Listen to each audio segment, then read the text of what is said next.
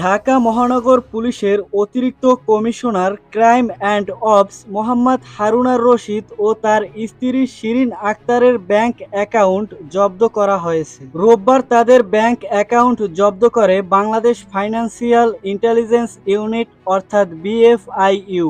BFIU এর চিঠিতে বলা হয়েছে, হারুন ও তার স্ত্রী শিরিন আক্তার এবং তাদের মালিকানাধীন ব্যবসা প্রতিষ্ঠানের নামে কোনো হিসেব থাকলে তাও স্থগিত করতে হবে। অ্যাকাউন্ট ফ্রিজের ফলে এখন থেকে তারা আর কোনো টাকা তুলতে পারবে না। মানি লন্ডারিং প্রতিরোধ আইনে 1 মাসের জন্য অ্যাকাউন্ট স্থগিতের নির্দেশনা দেওয়া হয়েছে বলেও জানানো হয়েছে। এছাড়া হারুন ও তার স্ত্রী ছাড়াও তাদের পরিবারের সদস্যদের অর্থাৎ মা, বাবা, ভাই ও বোন তাদেরকে বিশেষ নজরদারিতে রাখা হয়েছে। তো দর্শক, ভিডিওটি সম্পর্কে আপনার মূল্যবান মতামত কমেন্টে লিখে জানাবেন। আর চ্যানেলে নতুন দর্শক হয়ে থাকলে পরবর্তী আপডেট পেতে চ্যানেলটি সাবস্ক্রাইব করে পাশের বেল বাটনটি অন করে দিবেন। ধন্যবাদ।